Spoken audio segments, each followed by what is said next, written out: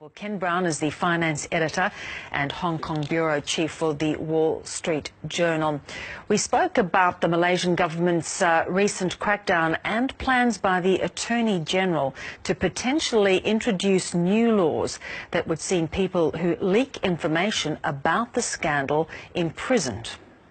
Yeah, it's been a dramatic move by them. I mean, the government has been tightening restrictions on speech and threatening people who come out against the government for some time now, and this was the most extreme action. And I think it's no surprise that it came after the attempt by the government to say, you know, this money that went to the Prime Minister's bank account came from Saudi Arabia, and the reality is no one really believes that, and so they've gotten a big backlash on that, and so then they come out and say now everyone can't speak about it.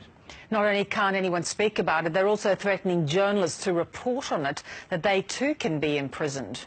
Right. So, you know, last year they shut down a couple of news organizations that had been reporting on the scandal, and so this is part of that, right? They really are trying to limit discussion of this because the more that comes out, the worse it looks for the government. What they can't limit, though, are those ongoing investigations. We're seeing one in Singapore, in Hong Kong, in the US, in Switzerland. Now, those investigations are going to obviously continue the headlines for them. Well, you know, it was pretty stunning, right? You come out and you say, you're the Attorney General, you come out and say the Prime Minister did not steal this money. It was a gift, a donation from the Saudis, right? And then just a few days later, the Swiss investigators come out and say, oh, well, $4 billion was stolen from 1MDB. I mean, it's shocking. When has a Swiss investigator ever come out and said something like that? Yes, very dramatic indeed, as you said. And there's this court case that has started in Singapore involving a private banker, Yak Yew Chi.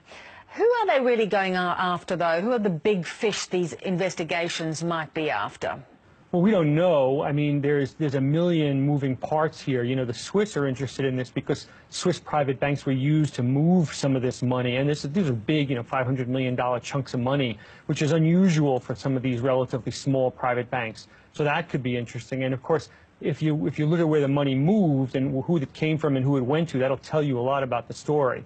But all these investigators have little bits and pieces of the investigation, so you don't know what's going to come out. The interesting thing will be if they start to work together, and there's some evidence that they are starting to do that, and then you really get a broader picture of what's been happening.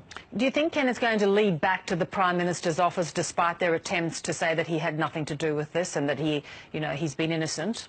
Well, our reporting has shown for months now that the money did not come from the Saudis, but it came via a bunch of companies and bank accounts related to 1MDB.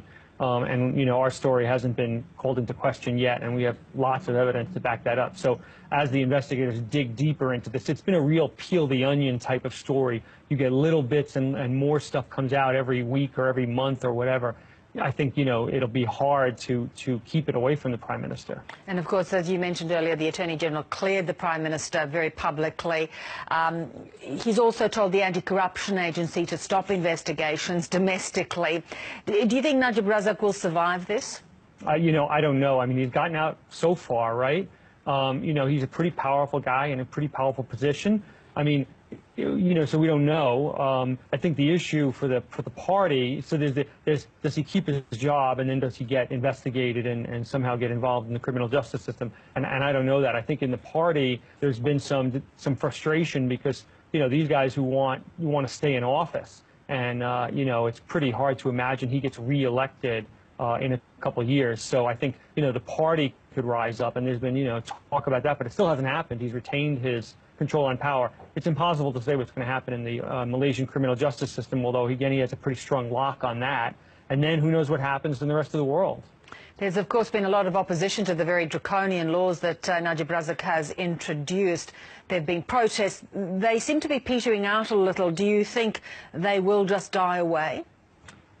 We don't really know. I mean, the frustration with the Prime Minister and with this scandal has continued. There haven't been protests, but, you know, you do man-on-the-street interviews, and there's this rising frustration.